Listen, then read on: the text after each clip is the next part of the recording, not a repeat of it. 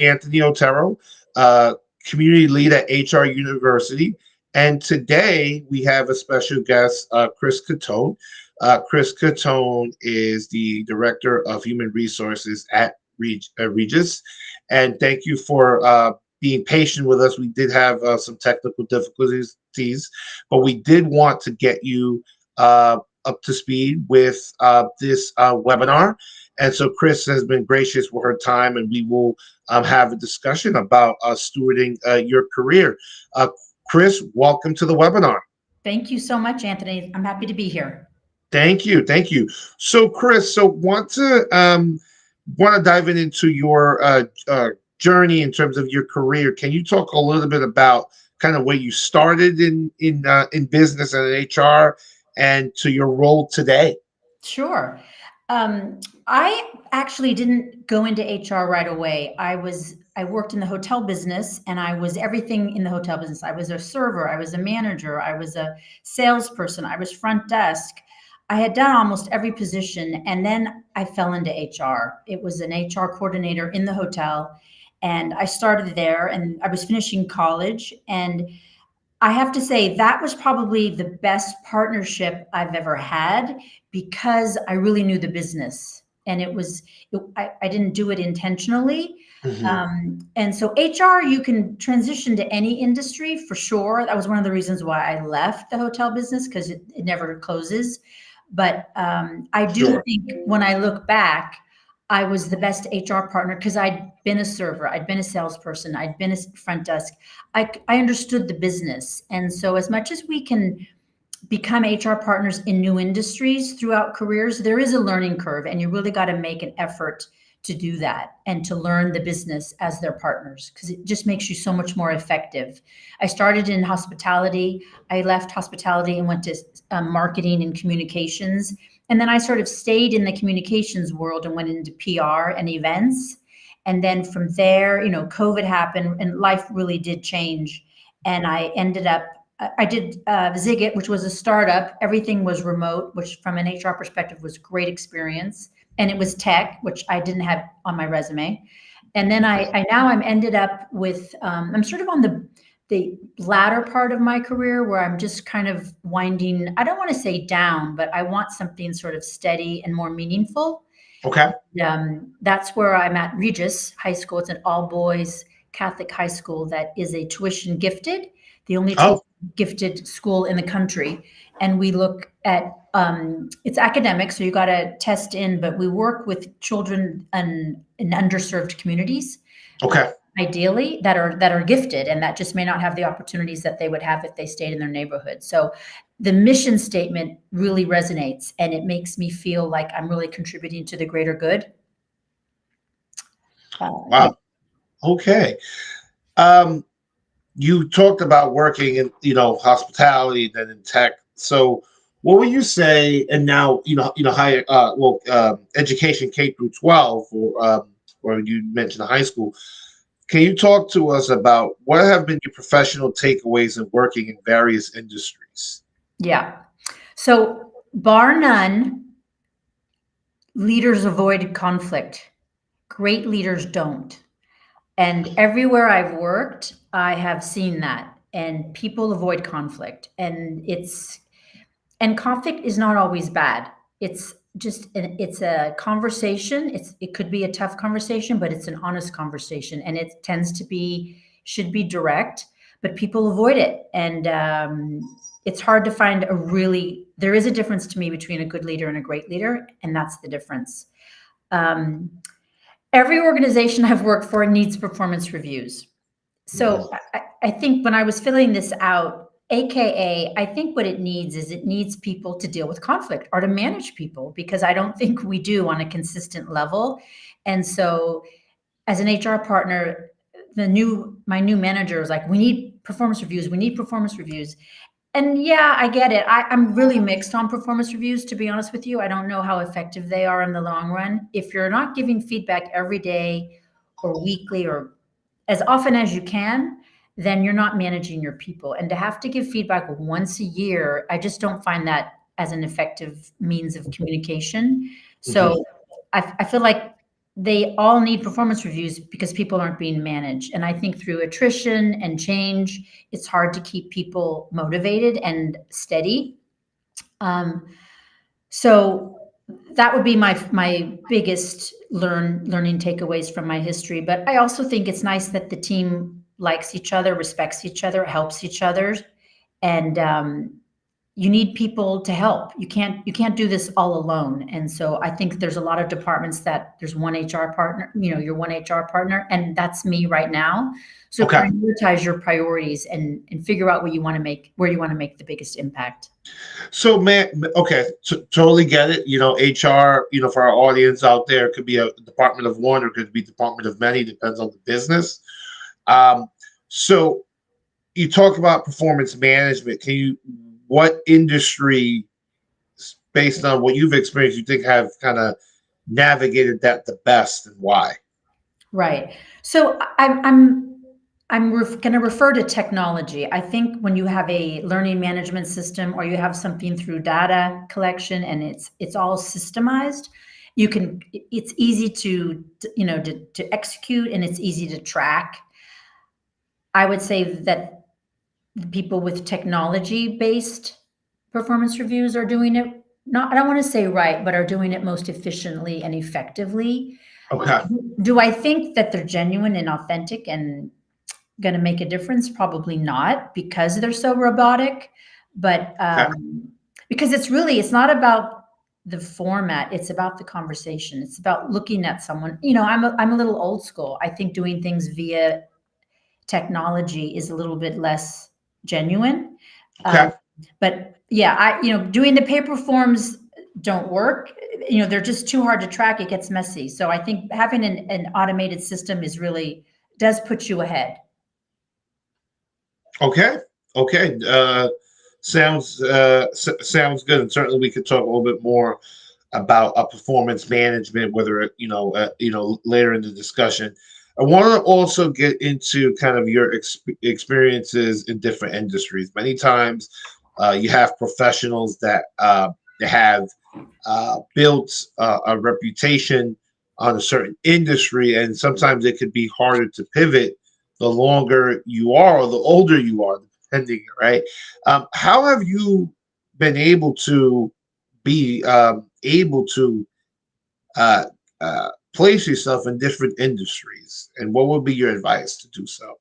Right. Well, that was one of the reasons why I went into HR. I loved hospitality. I really did. But I didn't want to. I remember I was bussing a table at like 2 o'clock in the morning, and I thought, I just don't want to do this for the rest of my life.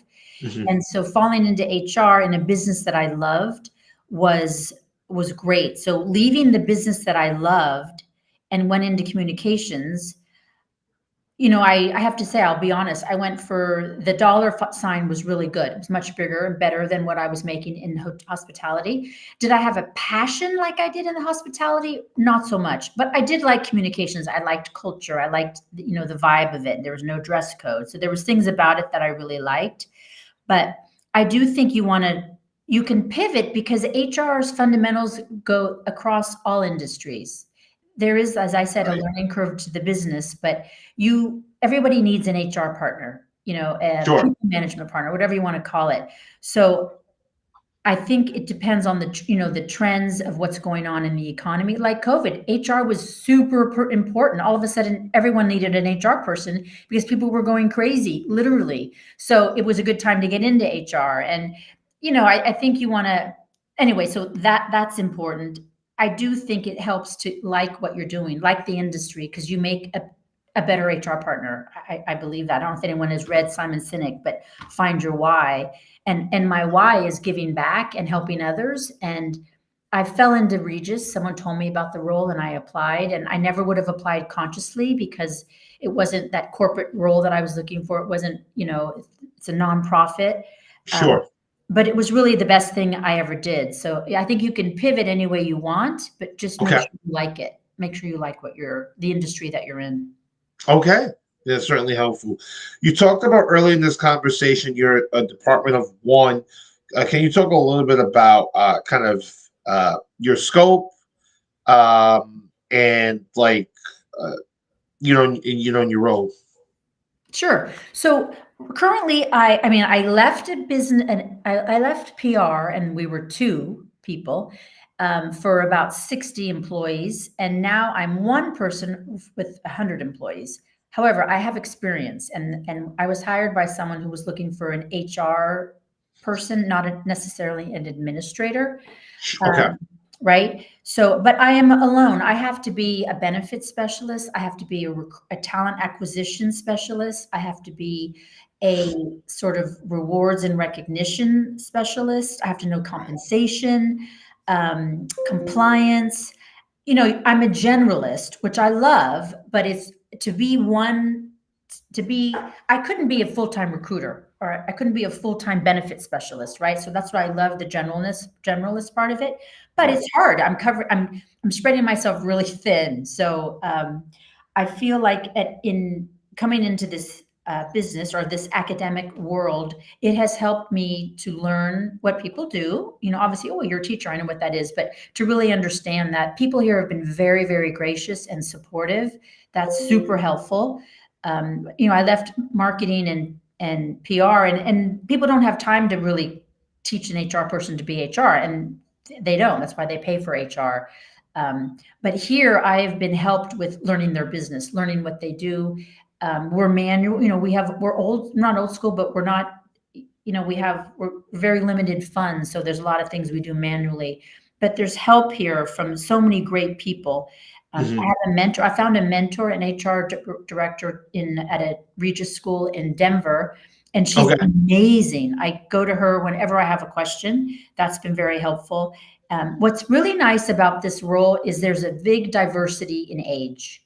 And I left Okay. an industry where everyone was, under 25 or 25 to 20 to 35. And this is really nice. It's a diverse age group. And so I feel really comfortable and included.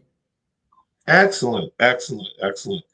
Um, and so how do you so you mentioned leveraging the network of all your organization seems that you have a colleague in a different region, and I don't think I had asked this, but you're in the East Coast, correct? Yes, New York. Oh, New York. Okay.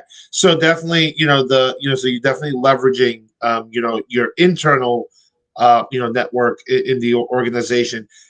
Any other ways, just curious, that you attempt to, upskill or kind of keep current kind of what's going on within HR?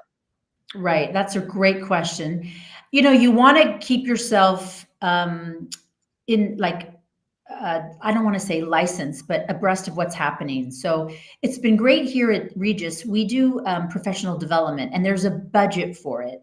I have to Okay. say, the places that I've come to, I haven't taken advantage of it as much, but you always should be, the SHRM certification is, I took the classes. I didn't get the certification, and I'm sort of mad at myself that I didn't do that. I should have. It was a while ago. I have to tell you though, it was like watching paint dry. The class to me did not excite me.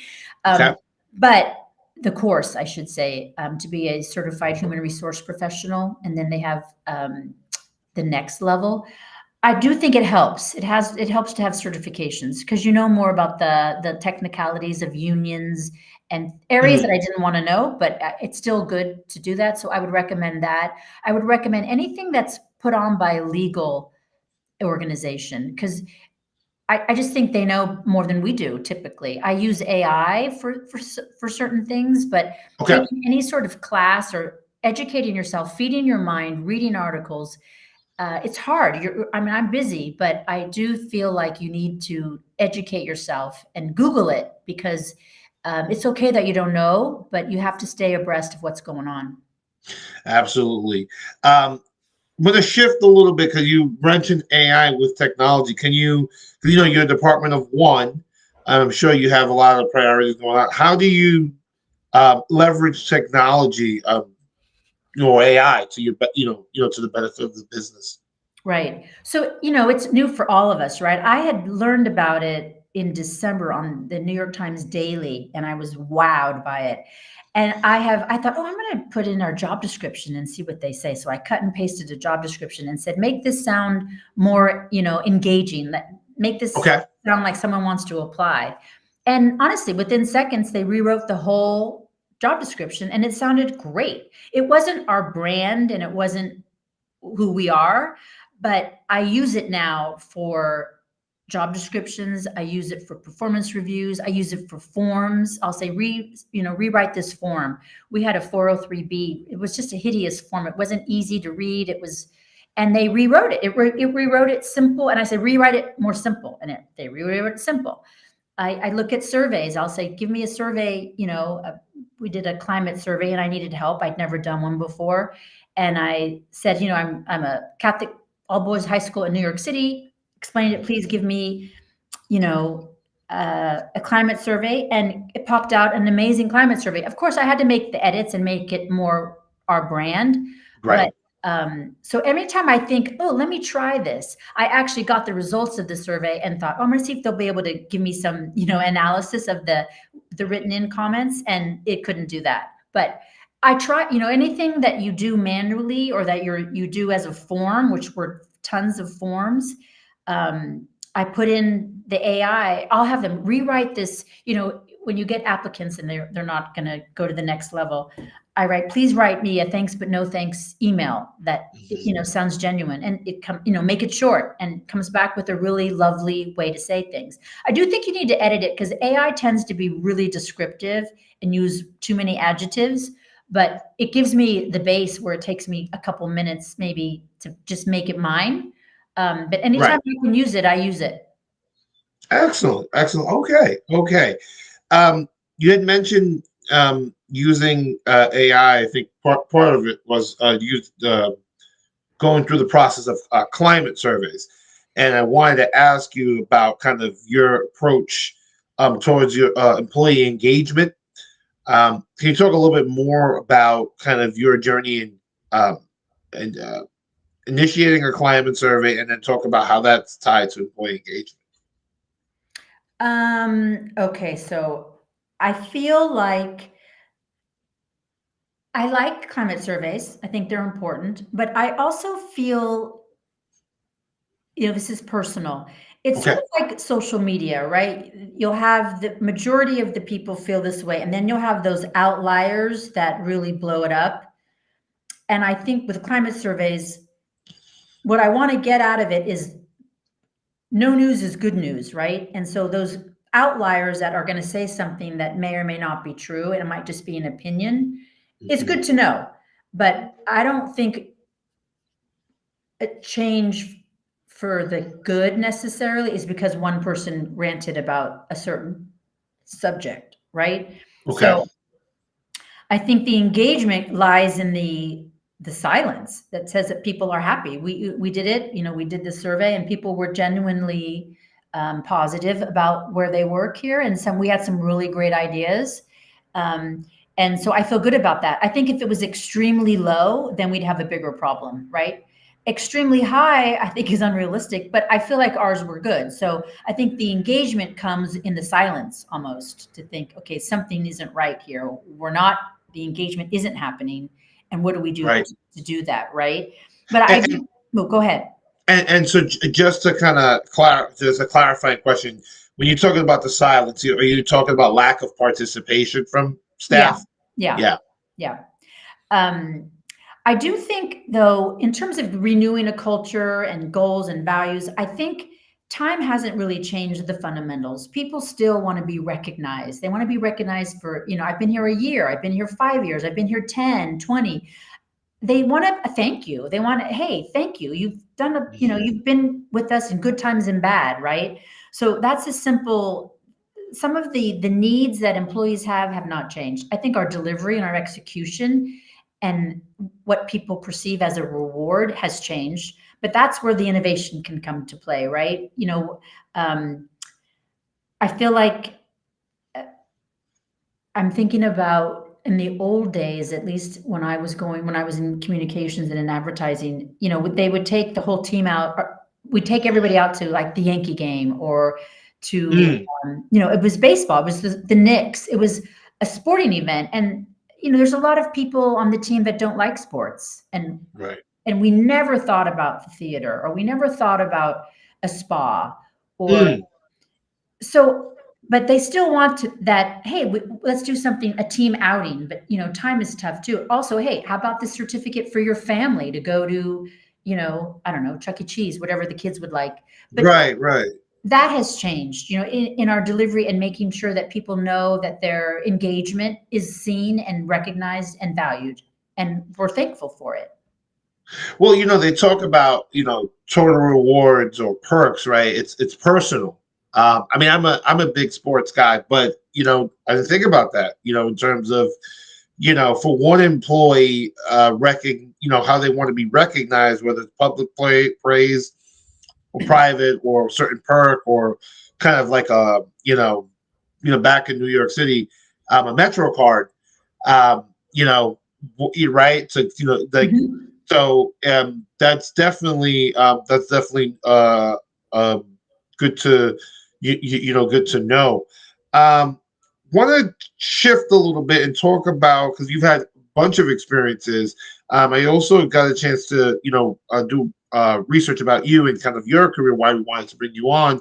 You've also had an opportunity to consult at Zigit. Can you talk a little bit about that and kind of what that experience was from like an entrepreneurial Sure. perspective? So the things that I took from that was, it was during COVID, and I was contacted through someone that I knew, which I really believe your network is important. And it's not just the Mm, network, that you have to like go to this, social, and have to go and say, hi, I'm so and so, who are you? Like, that's effort, right? And I think most people dread that, but we do it. But this was casual. It was a casual contact. She was launching this company, and it's still launched, but she has since moved on to something even greater. But okay, she knew I had HR, and she's like, listen, I could really use your HR experience and expertise as I build this organization or this tool. And sure. I was like, sure. And I did it on the side, and it was really good for me to everything was remote. Like, this company, no one had ever met each other in person, Mm, which is quite common now. But back then, 3 years ago or whenever COVID was, it wasn't. right. And it was a really good, again, learning experience for me. And from an HR perspective, it's hard. It's hard to be compassionate and show empathy when you're not in person, when you can't look at somebody and see that they're shaking, or that they're about to cry, or that their leg is moved. Like, it's just Right. a different, a whole different experience. So um, I realize that your platform, your tools are really important, because it's Hmm. technology, it's tech, and so it's all about digital, online. It's just, you have to like that kind of HR. And Right. I didn't hate it, but it wasn't what I was used to. I was out of my comfort zone, and Okay. Okay. yeah. But I thought it was. I also say, with startups, you're doing everything. I did everything. You don't just do HR. you know Right. I designed the business cards, whatever I can do, Mm, do. And I love that, but you don't normally do that when you're in a bigger business. noted. Noted. Let's talk a little bit about recruitment, right? You were talking a little bit about job descriptions earlier and how to apply the tone to your organization, right? What would you say are your personal philosophies on recruitment and strategies to get top talent? Right. So a couple things. I know there's a lot of tools. There's Smart Search. I use Smart Search, Brass Ring, Greenhouse. Again, I Okay. think AI might also be, there's a future there for that. I Mhm. think, I'm everywhere I've worked. I shouldn't say everywhere I've worked. More and more people are getting automated systems, and it's very helpful. It's really helpful. It has to be pretty easy to use, and it has to be like consistent. Everyone needs to use it the same way, because when people start using it differently, garbage in, garbage out, and you have this database, that's useless, right? So Right. it really needs to be thought out. It's important, though, to have that database for organizations, because that's their IP, that's their intellectual property. And when that recruiter leaves and they've been working for your company for a year, 2, 3, 4, 5 years, they take all their contacts with them, right? So Mhm. that brass ring or greenhouse, whatever it is that you're using, that stays with you. And so all the candidates stay with you. And that's a real important differential with independent recruiters that work for you versus a platform that the independent recruiters are required to use, right? Mhm, mhm. But yeah, so I think that that's sort of important. I think it's really important to watch or to see where you're getting your people. Track how if you hire 20 people, 10 people, 100 people, where did you get them? Where do they find out about the job? And just reap those rewards, because I did a survey a while ago, not here but at another organization, and I found that a third of our candidates came from our website, a third came from LinkedIn job postings, Mhm. external, and then the other third came from employee referrals, which was a big surprise to me. And ever since then, I have realized that employee referrals are priceless and they're really important. And again, that's that network of, oh yeah, I heard there's a job at so and so. I heard about this Regis job through somebody. I never would have went on their website. So it's really good to know and to track for data and analytics, which is another question, where you're getting your people. And I wasn't so. I want to be mindful of time, that so we have like three or four more questions. But um, why do you think there was such momentum in employee referrals? Right. I mean, that's a you're right. That's you're not spending money on or resources on that method of recruitment, but that was a third of Right. I know. job It's placement. Why? surprising, right? Why? Well, Why do you think that is? And how and did you get a chance to leverage that? right. I mean, a couple things. They were happy where they worked, clearly, because they were able to tell their friend about it. But there was an employee referral program too. It wasn't big bucks, but $1,000, $2,000, whatever it may be, uh, Okay. I think was an incentive as well. Got it. Got it. Got it. Okay.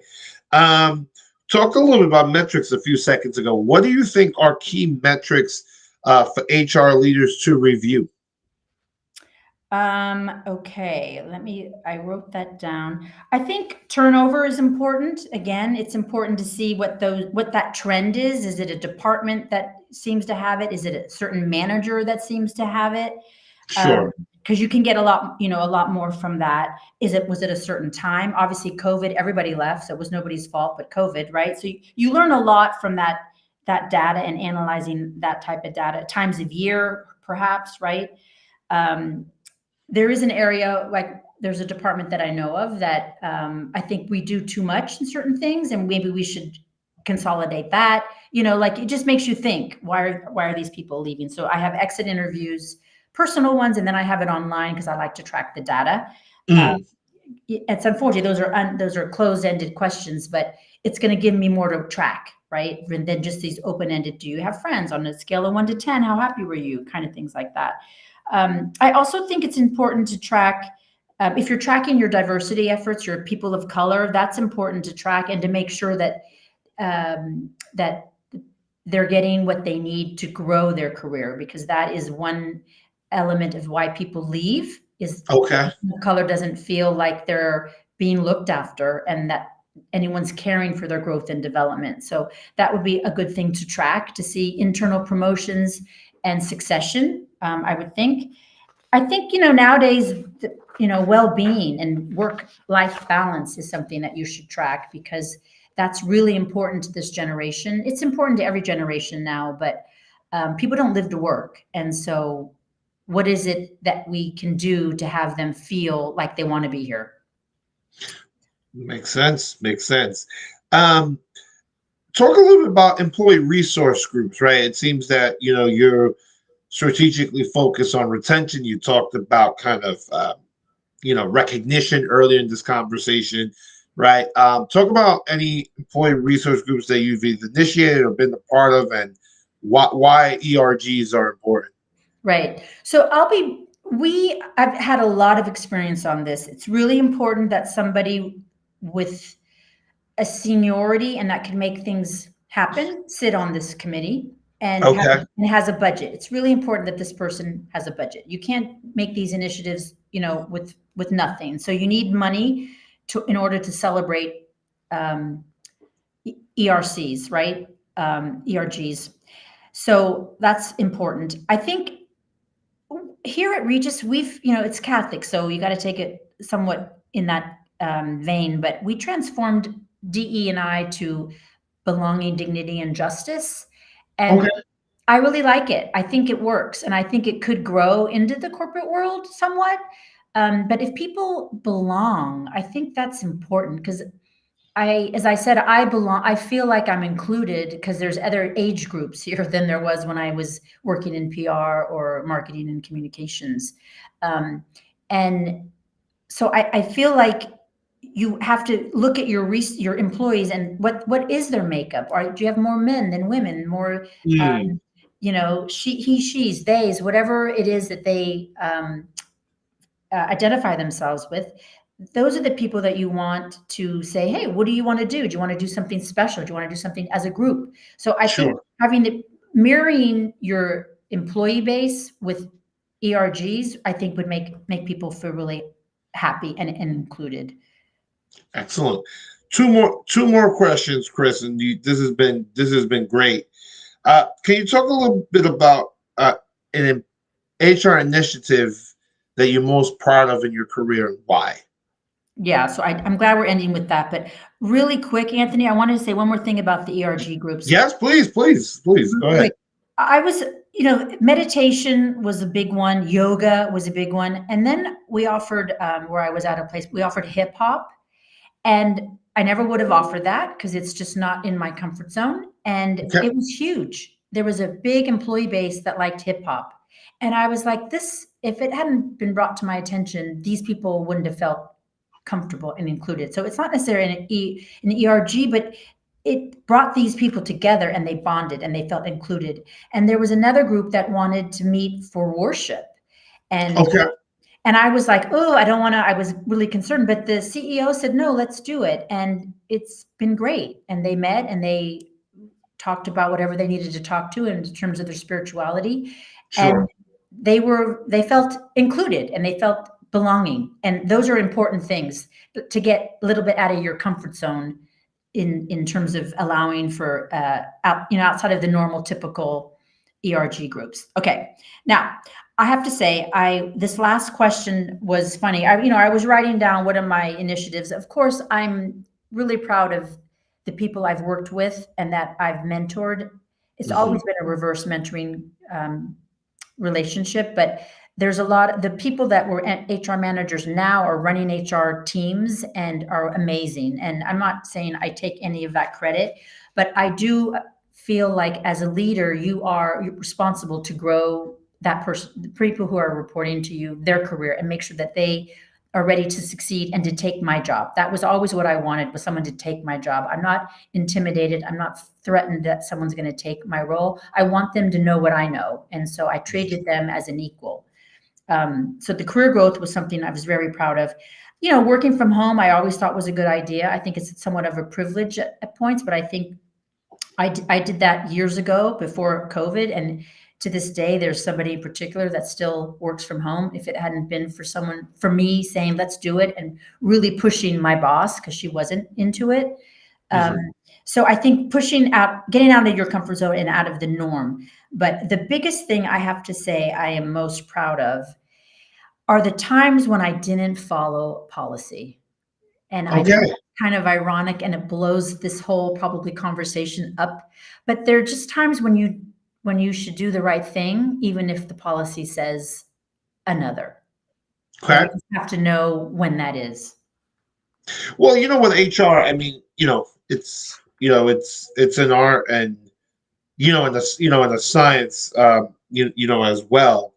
And so, um, could you care to quickly share what that might have looked like for our audience? Um, I knew you were going to ask that because there's been time. Let me think. Yeah, there's just been times when for a reason someone came to me and like said all the like she didn't have the amount of vacation that she felt she should have. Okay, And I would normally say, I'm sorry, this is how it's calculated and this is how it is. But at that time, we were going through a big change in leadership and we needed her to step up. And I didn't think giving her another week was going to break the bank, And I felt like she'd been with us for long enough but she came on board less than she should have been, or less than she felt she should have. She didn't negotiate very well. How about that? And Okay. I would normally, I'd want to stay consistent with everybody else, but I didn't in this case. And to this day, she's happy and she appreciates it. From me, it's not here. Appreciated it, and she's still working there. And it's those little things that if somebody found out, it would set this precedent, and it would be wrong. But that was the right thing to do, I thought. And to this day, I feel like it was. She's happy, and she felt valued and heard.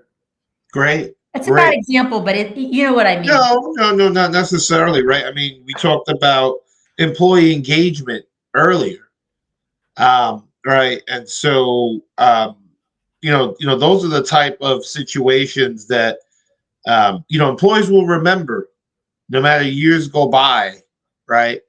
And so, it's it's a balance that and a judgment call these you're making, whether it's you think it's going to adversely affect the business, and whatnot. So I no, I don't think so. Okay. So no, absolutely. Um, Last question, and you've been so gracious with your time, but just for our community here, what do you think are the essential skills for an HR professional to succeed? Okay, so as I said before about leaders in general, you need to handle conflict, right? If you can't do HR and not be the person to tell, share the bad news. So you have to be able to be honest. Um, so you want to handle conflict respectfully and professionally. Sure. You want to listen. Like half of my job is listening, is letting somebody come in and just vent. And they don't know they're venting. They're Mm, maybe complaining. But if I just listen and they feel heard, and if there's anything completely egregious, obviously I'm going to have to do something. But there's a lot of times I can't do a thing. But I've left, and weeks later they'll come to me and say, "Thank you so much for being there for me and helping me out." And I listened. That was pretty much all I did and all I could do, right? So I think you need to listen. I think good leaders help anybody rise to the top. If you're a good leader, you're going to get those mediocre people to be better and get better by supporting them and guiding them and helping them. I think I worked on a team once where actually Carla Murray, she's now the president of Marriott North America. She's one of the best leaders I've ever worked with. And I saw, as her HR partner, our leadership team rise to the occasion because she believes in people and she listened to people and she was positive and she helped. And I don't see a lot of leaders help people rise to the occasion because anyone can do it. Anyone can do it if you help them and you listen to them and you're supportive. So I don't know if those are exact things, but that's what I would say to be a good leader is to stay positive and to support others. and no, I think you talked about listening, skills as HR professional, which is definitely important, whether it's the employee or whether it's a business leader, right? You're supporting people different ways, wearing different hats, and you definitely talked about employee development and wanting to do that. As a HR professional. I really enjoyed our conversation, Chris. I think, with your vast experience in different industries, you talked about employee development. You talked a little bit about negotiating the regards to the person, in terms of advocating for themselves. You talked about recognition, how people want to be recognized. You also talked about, silence is also powerful, right? I mean, if there is um, a climate survey and no one is participating or few are participating, that is also a message. And you socialize that, during our discussion. So I really got a chance, to learn a lot, and I hope folks in the chat and our community got to as well. So Chris, and once again, thank you for being versatile and everyone out there. In terms of some of the technical difficulties we had, but I really enjoyed this conversation, Chris. Thank you, Anthony. It's a pleasure. And I think HR is a great profession. So Keep at it. We'll do. All right, everyone. So this will wrap it up with Chris Cutone, stewarding your career, and have a good night, everyone. Bye.